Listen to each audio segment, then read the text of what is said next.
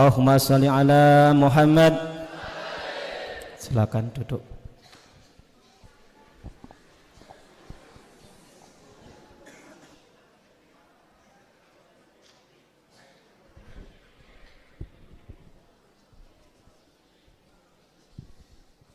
Assalamualaikum warahmatullahi wabarakatuh. Bismillah, alhamdulillah, wassalatu wassalamu ala rasulillah wa ala alihi wa sahbihi wa mawalah. Subhanaka la ilma lana illa ma 'allamtana innaka antal alimul hakim. Amma ba'du. Hadratil muhtaramin wal muhtaramat, para asatid dan asatidah, para santriwan dan santriwati, alhamdulillah sore hari ini kita bisa istiqomah mengikuti majelis taklim Kamis malam Jumat. Anak-anakku sekalian, nanti dalam mata pelajaran diniyah, diniyah, atau kalau mungkin ya di regulernya, tapi kalau tidak mungkin di diniyah, akan ditambah 2 mata pelajaran, usul fikih dan mustalahul hadis. Kenapa 2 mata pelajaran ini saya minta ditambahkan? Karena dua-duanya adalah kaitannya dengan dasar hukum kita. Dasar hukum kita itu ada Al-Quran, ada hadis. Sedang ilmu mustalah hadis itu adalah ilmu mempelajari tentang hadis. Hadis itu apa? Khobar itu apa? Asar itu apa? Ini kan perlu tahu santri-santri ini. Jangan sampai ini adalah ada khabar itu apa. Kemudian tahu kedudukan hadis. Hadis itu ada hadis mutawatir, ada hadis sholeh, ada hadis hasan, ada hadis maudhu', ada hadis mungqati' dan sebagainya. Ada juga hadis qudsi. Itu adalah apa? Padahal hadis ini adalah salah satu sumber hukum Kemudian yang kedua adalah ilmu usul fikih. Kenapa kita harus belajar ilmu usul fikih? Karena dalam kehidupan kita sehari-hari yang kita lakukan itu tidak selalu ada dalam fikih. Maka supaya bisa memutuskan apa yang harus dilakukan itu adalah menggunakan usul fikih. Umpama saja begini, ragu, saya tadi sudah wudu atau belum? Ini kan tidak ada dalam fikih. Yang bisa memutuskan itu kalau paham tentang ilmu usul fikih. Dalam ilmu fikih itu adalah ada satu kaidah, yaitu al-asal al-adam. Aslinya tidak ada. Tidak ada ini bisa tidak adanya wudu atau tidak adanya batal. Ini kan harus diputuskan sendiri. Kalau tadi saya itu sholat, berarti saya sudah wudu. Kalau sekarang ini lagu, saya tadi batal apa tidak, batal tidak. Itu kalau punya pegangan kaidah usul fikih, saya tadi sudah sholat, berarti saya sudah wudu. Berarti adamnya itu adalah ketiadaannya, batalnya wudu. Tetap tidak usah wudu. Kemudian dalam perjalanan sowan kepada kiai, sowan pada kiai. Kemudian oleh kiai duduk di sebelah saya. Itu kan perintah. Satu sisi harus punya sifat tawadhu. Bagaimana ngambil keputusan kalau ada masalah seperti ini? Maka kembalikan kepada kaidah usul fikih, idza ta'arradul amru wal adab kudimal adab. Perintahnya kiai duduk sebelahnya. Satu sisi kita harus punya tawadhu. Maka ketika ada antara perintah dan adab, didahulukan adab. Itu perlunya kita ini harus paham terang ilmu mustalah hadis dan ilmu usul fikih. Ini terserah Ustadz nanti, yang penting SMP ini sudah tamat. Jangan sampai SMP tamat udah pindah, enggak ngerti, enggak punya pegangan ini kan kehilangan. Tadi waktunya terasi kitabnya yang paling sederhana, yang paling tingkat rendah. Kalau tingkat tinggi kan sampai ke asbah wa nadhair, jam'u jawame, itu wis gak kelase kiai. Itu anak-anakku sekalian biar enggak kaget. Kenapa kita sekarang ada 2 mata pelajaran ini? Itu alasannya seperti tadi. Mari kita lanjutkan kajian kita tentang sifat dan amaliyahnya para ulama. Meskipun kita ini tidak jadi seorang ulama, tapi amaliyahnya amaliyah akhlaknya akhlak sudah kita bahas banyak sekali. Di antaranya akhlak ulama itulah isar, ngalah. Di antara akhlak ulama itu adalah karim, dermawan. Sekarang sore ini amaliyah ulama itu adalah berdoa.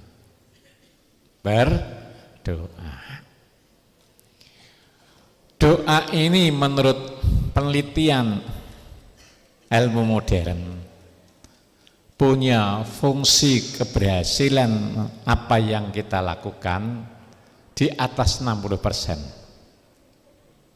Jadi kalau melakukan sesuatu itu yang bisa menunjang keberhasilan adalah doa, dan fungsinya doa itu di atas 60% dari keberhasilan apa yang kita lakukan.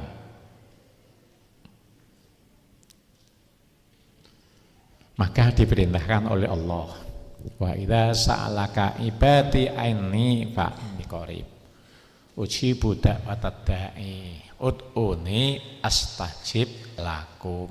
Mintalah kepadaku maka akan saya ijabahi. Ini pasti dari orang yang berdoa pasti diijabahi oleh Allah. Kalau tidak diijabahi berarti ada yang error. Allah tidak pernah menyulayai janjinya. Innallaha la yukhliful mi'ad. Kemudian dawuh lagi, ad-du'a'u silahul muslim. Doa itu adalah senjatanya orang muslim atau pedangnya orang muslim. Orang yang berbuat tanpa berdoa itu adalah orang yang sombong. Ingat-ingat ya, dasarnya tidak tadi ya. 4 tadi ya, ingat-ingat bahwa keberhasilan seseorang itu ditentukan doa di atas 60%. Siapa yang berdoa kepadaku pasti akan kuijabahi. Doa itu adalah senjatanya orang muslim. Orang yang berusaha tanpa doa itu adalah sombong. Sore ini akan kita bahas doa yang pendek saja, pendek tapi khasiatnya jos. Doanya pendek tapi khasiatnya luar biasa. Doa apa? Doa bismillah dan alhamdulillah. Maka setiap saya memulai pengajian, mesti yang saya ucapkan adalah bismillah alhamdulillah. Gampang tuh ya. Bismillah dan alhamdulillah. Sabda beliau sallallahu alaihi wasallam, kullu amrin bibalin lam yukra fihi lam yubda fihi bi bismillahirrahmanirrahim wa huwa abtar. Setiap sesuatu, amrin bibalin itulah sesuatu yang melalui proses yang membutuhkan pikiran, itu amrin bibalin. Yang tidak dimulai dengan ucapan, dengan berdoa bismillahirrahmanirrahim bahwa abtar, maka sesuatu yang dilakukan tadi putus, artinya tidak punya barokah, tidak ada barokah. Sesuatu yang butuh proses pemikiran itu apa? Ya segala sesuatu. Kita mau makan itu juga amrun bibalin, sesuatu yang butuh proses. Pakai baju juga termasuk sesuatu yang butuh proses. Mau mandi juga butuh proses. Segala sesuatu kalau tidak dimulai dengan bismillahirrahmanirrahim itu adalah kehilangan barokah. Coba dikoreksi anak-anakku, apa setiap melakukan sesuatu ngekang bismillah? Belum ya? Maka sang kemarin mau mandi juga baca bismillah, mau makan juga harus baca bismillah, mau pakai pakaian baca bismillah, mau keluar rumah juga baca bismillah, mau apa saja usahakan baca bismillah. Insya Allah semua yang dilakukan punya barokah. Sederhana toh ya? Ya, barokah ini, bismillah ini luar biasa. Fadilai bismillah ini luar biasa.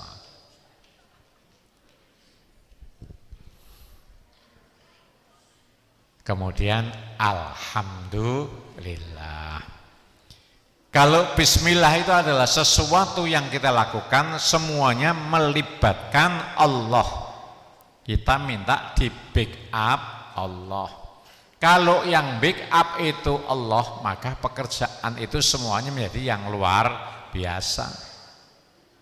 Yang backup itu yang maha kaya, yang maha kuasa, yang maha kasih sayang, yang maha lembut dan sebagainya. Ada Asmaul Husna itu loh, yang backup Allah. Kemudian alhamdulillah itu adalah bentuk syukur. Syukur. Jangan membaca bismillah itu keadaan terpaksa. Biasanya kalau menghadapi sesuatu yang berat itu baru bismillah. Mau nyebrang jalan, kendaraannya padat, maka di situ biasanya mengucapkan bismillah nyebrang, gitu ya. Mau ngangkat sesuatu yang berat, kita berat, bismillah saya angkat.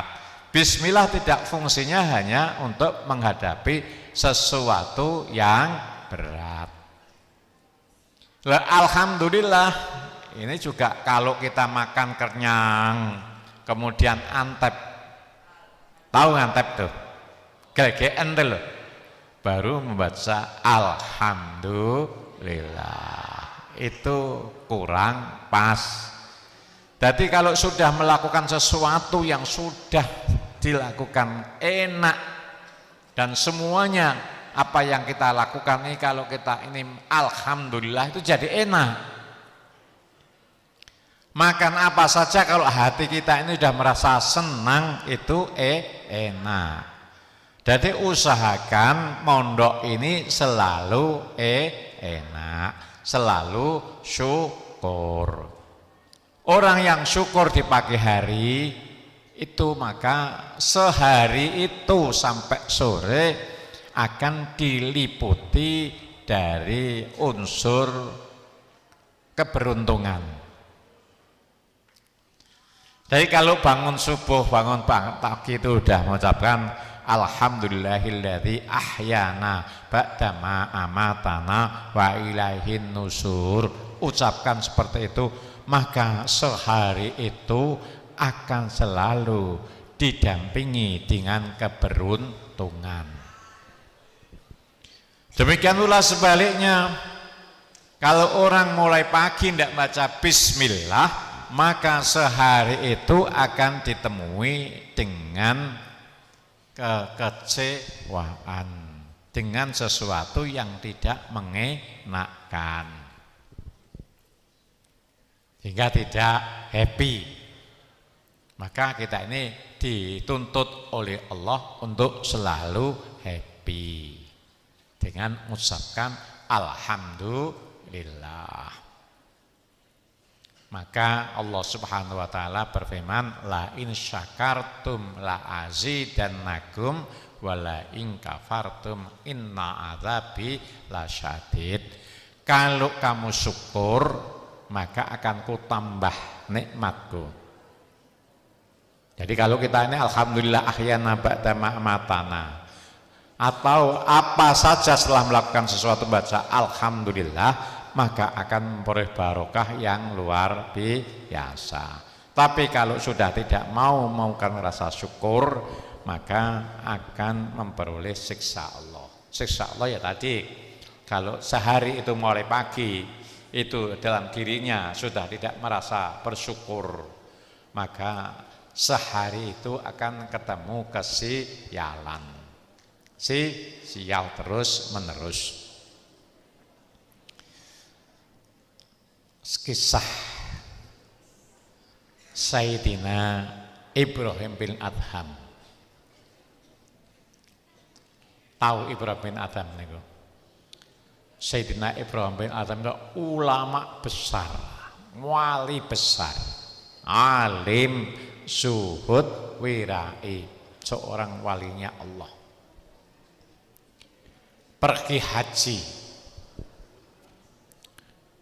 Pergi haji jalan kaki,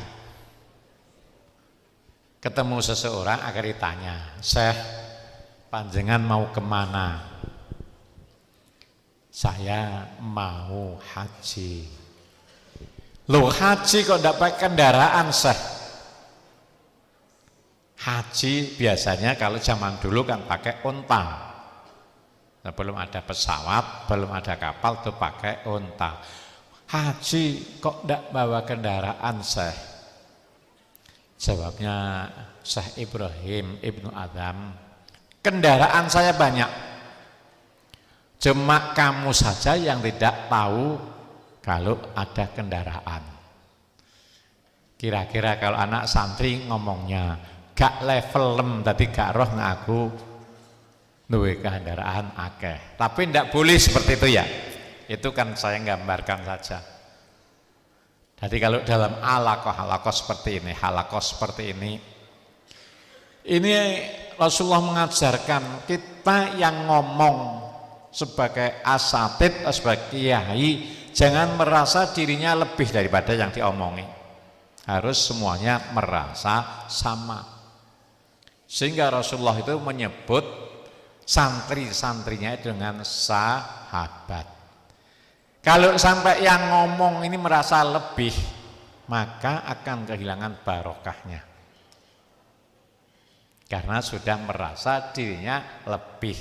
Merasa dirinya lebih itu termasuk kibir. Maka acara kami yang di Jumat pagi itu judulnya adalah Sinau Bareng atau Ngopi Pagi. Para sahabat-sahabat saya, jamaahnya saya sebut para sahabat. Tapi kalau saya sampaikan, ora levelmu gak ngerti, nah aku nggawa kendaraan akeh, itu hanya bahasa intermezzo. Kemudian yang tanya tadi coba Syekh, kalau kendaraan Syekh banyak, sebutkan kendaraan itu apa aja mereknya. Ada Mercy, ada Lexus, ada Mitsubishi, kan gitu ya kalau sekarang. Oleh Ibrahim bin Adham dijelaskan, kendaraan saya nomor 1 sabar. Kalau ada sesuatu yang mengenakan, saya punya kendaraan sabar. Kalau punya kendaraan sabar tuh enak. Kalau kita sering naik mobil sendiri, kemudian dipotong mobil lain, hatinya grundel apa enggak? Kalau grundel berarti belum punya kendaraan sabar. Kalau naik kendaraan tahu-tahu ada orang nyebrang jalan enggak ngelihat sehingga ngerem dadak, grundel apa tidak? Berarti belum kelasnya wali. Kalau wali adalah kendaraannya adalah sabar. Sabar. Kemudian yang kedua apa? Yang kedua adalah ridho. Kendaraanku yang kedua adalah ridho. Kalau ada sesuatu yang tidak mengenakan yang saya temui,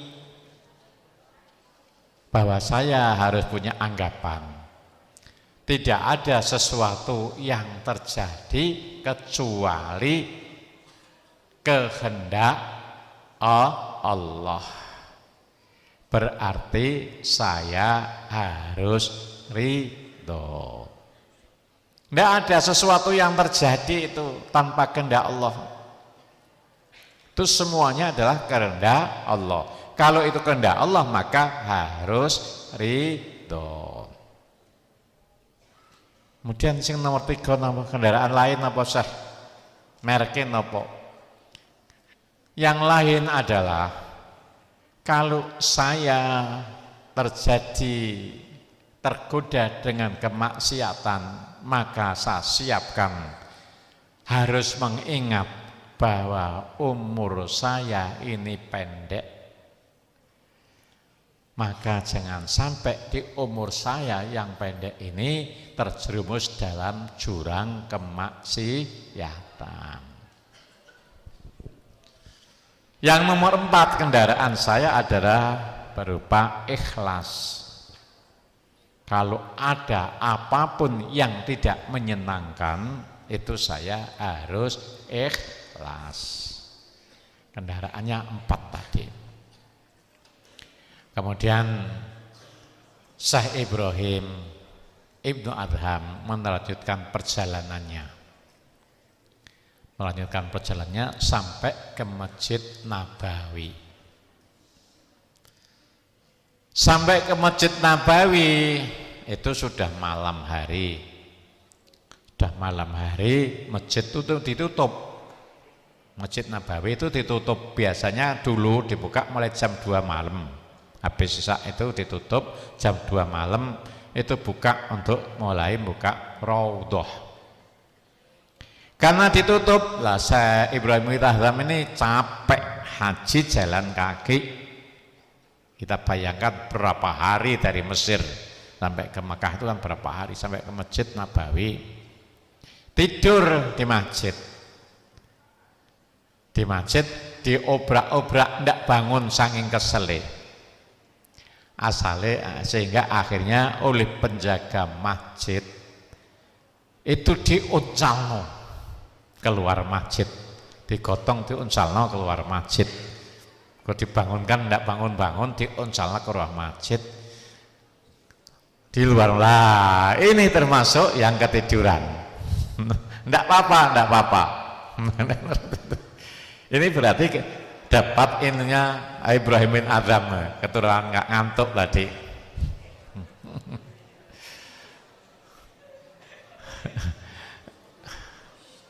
Enggak apa-apa. Ini kan ditampani cagak. Kalau Ibrahim bin Adham lain, yang nampani itu orang tua. Yang nampani itu orang tua, dibuang itu teman-teman orang tua. Setelah ditampani orang tua, Syekh, kenapa panjenengan kok sampai dibuang ke sini oleh penjaga masjid? Jawabnya, saya ini adalah musafir. Jawabnya, saya ini musafir jauh, yaitu mau ibadah haji capek tidur di masjid. Kemudian karena saya istirahat di masjid, tidak tahan ngantuk, sehingga saya ini dilempar keluar masjid. Setelah di luar masjid, orang tua tadi, ya Syekh kalau gitu istirahat saja di rumah saya. Diajak istirahat di rumah saya. Oleh Ibrahim bin Adham, orang tadi adalah pekerjaannya bikin roti. Memang profesi orang Arab makannya itu roti. Sering pedagang-pedagang itu jualan roti, sering pedagang-pedagang itu bikin roti. Diamati oleh Syekh Ibrahim bin Adham, ketika melakukan apa saja itu adalah selalu mengucapkan bismillah. Mau masak roti, bismillah. Roti matang, alhamdulillah. Ditanya oleh Ibrahim bin Adham, Pak, jenengan ini boten saged ndonga napa-napa to? Kok dongane jenengan niku kula sewengi kula perhatekno kok mau bismillah kali alhamdulillah. Jawabe bapak wau, saya berdoa bisa saya hanya bismillah dan alhamdulillah. Tapi semua yang saya minta kepada Allah dikabulkan. Hanya satu yang belum dikabulkan oleh Allah, saya ingin ketemu ulama besar, saya ingin ketemu wali besar. Sampai sekarang belum dikabulkan. Lah siapa yang Bapak ingin ketemu wali besar itu? Yaitu Ibrahim bin Adham. Ibrahim bin Adham spontan nangis. Dongone mau alhamdulillah, bismillah, alhamdulillah, di semua dijabai. Bapak yang hebat itu bukan Ibrahim bin Adham, yang ulama itu bukan Ibrahim bin Adham, yang hebat adalah Bapak. Karena doa Bapak yaitu bismillah, alhamdulillah, saya dilempar dari Masjid Nabawi ke halaman Masjid Nabawi ini. Sesungguhnya Ibrahim bin Adham itu adalah saya, Pak. Tapi yang hebat adalah Bapak. Karena doa Bapaklah saya tidak bisa bermalam di Masjid Nabawi, dilempar keluar masjid. Ini loh, hebatnya bismillah dan alhamdulillah. Mudah-mudahan anak-anakku sekalian selalu ingat apa saja yang dilakukan harus didahului dengan bismillah. Apa saja yang dilakukan telah selesai, ucapkanlah alhamdulillah. Rabbi fa'na bi barakatihim dinal husna bi hurmatihim amitna fi tariqatihim fatim minal fitani rabbi wanfa'na bi barakatihim wa dinal husna bi hurmatihim wa amitna fi tariqatihim wa muhafatim minal fitani rabbi fanfa'na bi barakatihim adina husna bi بحرمتهم وأمتنا في طريقتهم ومعافاتهم من الفتن اللهم إني أستودعك ما علمتنيه وارتده إلي عند حاجتي إليه ولا تنسنيه يا رب العالمين الفاتحة بسم الله الرحمن الرحيم الحمد لله رب العالمين الرحمن الرحيم مالك يوم الدين إياك نعبد وإياك نستعين اهدنا الصراط المستقيم صراط الذين أنعمت عليهم غير المغضوب عليهم ولا الضالين آمين. Wassalamualaikum warahmatullahi wabarakatuh.